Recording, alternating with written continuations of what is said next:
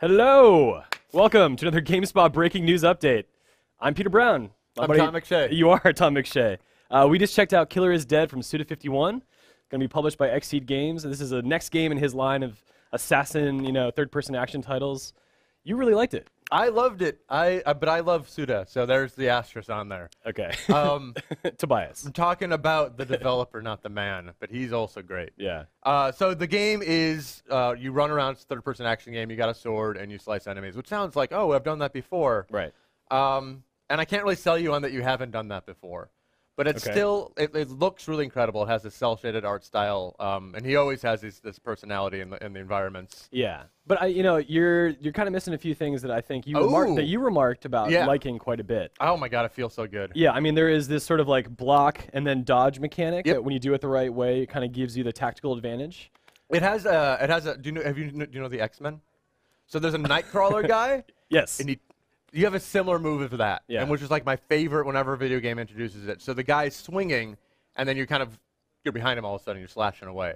And it has a similar kind of feel to No More Heroes, in that like when you enact like the most powerful moves, it just rains it showers blood. Right. And it feels, God, it sounds so juvenile, doesn't it? But it feels just so satisfying to just slice away. Well, it's done in a comical way. Oh yeah. It's handled with like lots of visual flourishes. I mean, it's a game. It's not trying to mimic, real world. This is not a visceral action game.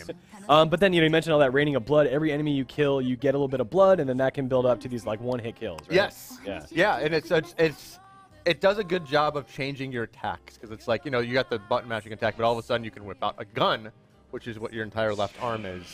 And then it's got these one-hit kills, and the screen turns black and white. Like it constantly is shifting it, so you're not just button mashing the whole time, basically. Yeah, and some of the secondary weapons you mentioned, like the gun, those are all sort of attached to this left arm of his. Yes. And it changes into different things. And I noticed that those can level up, and those will get stronger over time. But there's also a combo system where your combo will level up in the diversity of the moves that are in a combo, and the strength as well. And you can basically keep growing your capabilities so long as you don't get hit. So it's an incentive to be really good at the block and dodge mechanic. I mean, it all kind of ties together really well. I know, it is. And I guess we would be remiss if we don't mention Gigolo mode. We have to talk about Gigolo mode. The Gigolo mode, you are first-person perspective, man in a bar, trying to pick up a lady. Trying to seduce a lady. Trying to seduce a woman. Yes. It's not very sophisticated. You no. have to, she has to look away, and then your gaze shifts. Here, let's show him how it works. You be Mondo Zappa, the main character, and I'll be the woman. So that's the gist of it. I mean, you basically, when she looks away, you try to glance at her body, and you sort of fill up this meter, this like, I don't know, what is it, like a confidence meter? Yes. Or it's one way to say it. Yeah, but then you can also put on these glasses that let you see through her clothing and see what's in her brain, because that's the most important part of a woman.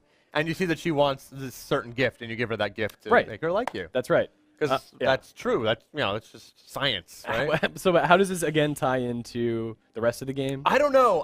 Because they didn't explain it well. But it's like, it's almost like if you build a strong relationship, they will help you in some way. And there's these various women throughout the game with various roles. So I mean, that's kind of the incentive to do it. But it's also just this quirky. It's not the first time. I mean, Japanese games have had this before. It's not a new thing. Even a game like Valhalla Knights has it. Yeah. That's like a Monster Hunter game. Anyway, clearly there's a lot to say about Killer is Dead.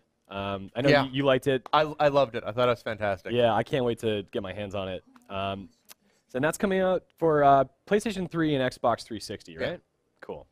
Awesome. Thanks, Tom. Thank you very much. Thanks for watching, guys. Remember, stay tuned to GameSpot. We have a lot more of these video demos coming up. Our stages are still running strong. Stay tuned to twitch.tv/GameSpot, GameSpot.com, and our YouTube channel. You got to do the hashtag thing. Hashtag GameSpotE3.